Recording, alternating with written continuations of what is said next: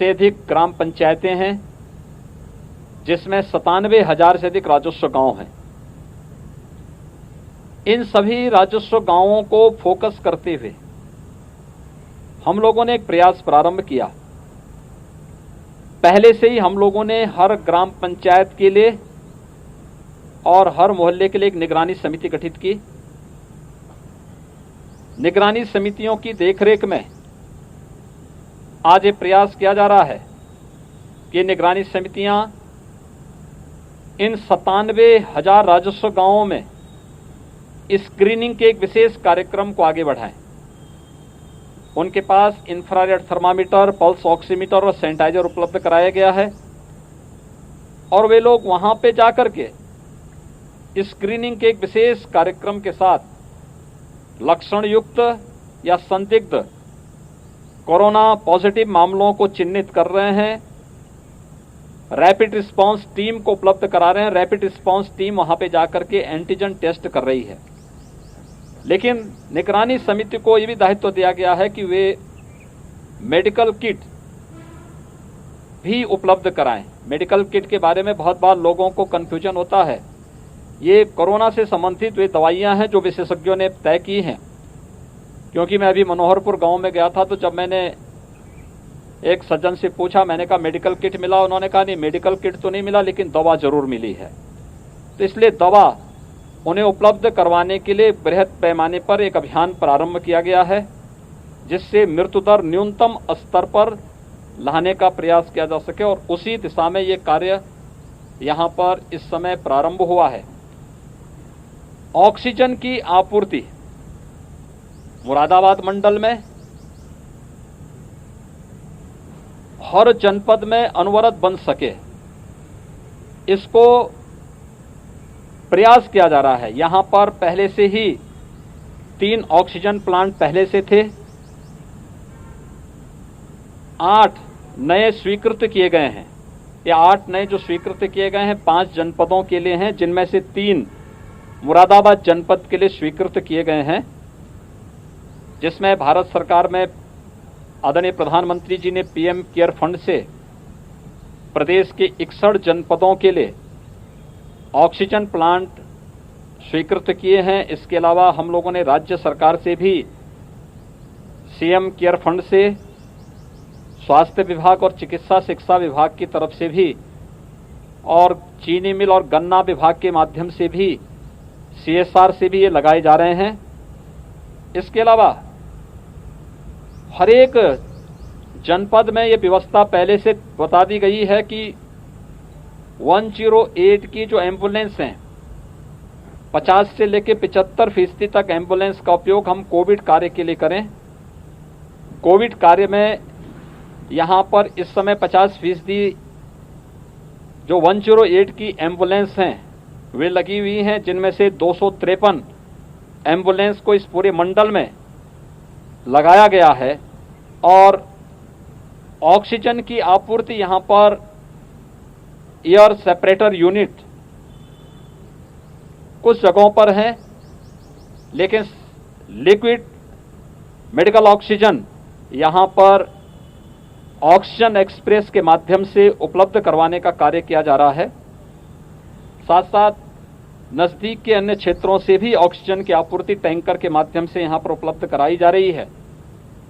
आज हम प्रदेश के अंदर, यानी जब फर्स्ट वेव के समय में हमारे यहां ऑक्सीजन की कुल आवश्यकता कुल 300 मीट्रिक टन के आसपास थी। आज ये बढ़ी है।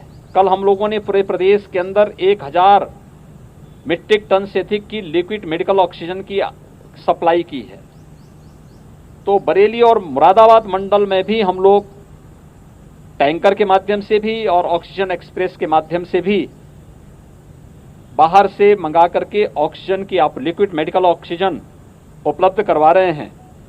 इसके साथ ही यहां पर ऑक्सीजन कंसंट्रेटर भी 200 से अधिक ऑक्सीजन कंसंट्रेटर इस मंडल के लिए उपलब्ध कराए गए हैं, जो कोविड हॉस्पिटल में उपलब्ध कराए गए हैं, जिनका उपयोग वहां पर आसानी से किया जा सकता है। इसके अलावा कुछ CSCs में भी बेड्स बढ़ाए गए हैं, वहाँ पर ऑक्सीजन कंसंट्रेटर को उपलब्ध करवाने की व्यवस्था की जा रही है।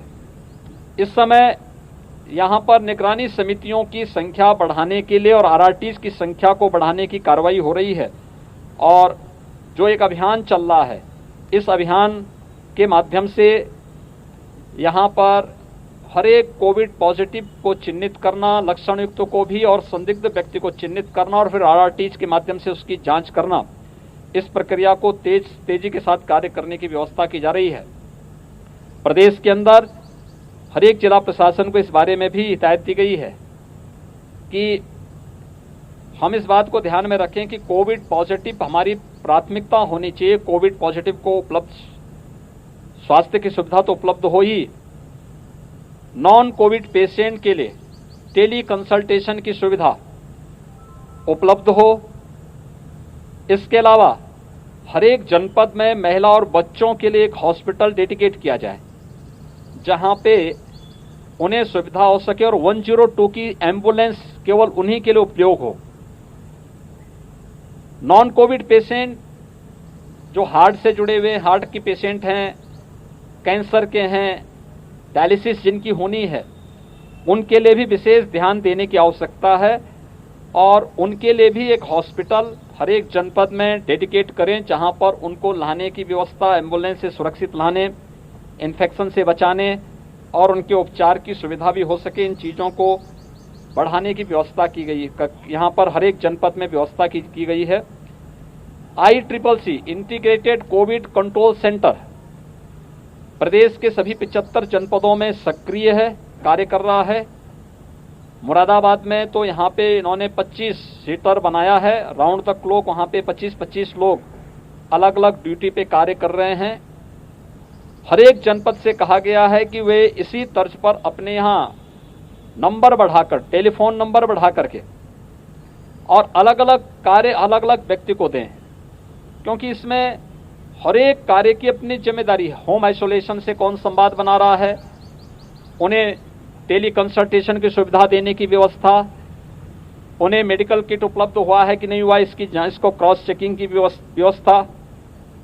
इसी प्रकार से एम्बुलेंस की आवश्यकता कहां पर है, एम्बुलेंस की सुविधा, ऑक्सीजन की व्यवस्था के लिए साथ साथ यहां पर भी व्यवस्था की जा रही है कि एक ऐसा मैकेनिज्म तैयार करें कि ऑक्सीजन हर हॉस्पिटल को उसकी रिक्वायरमेंट के अनुसार आपूर्ति की जा सके।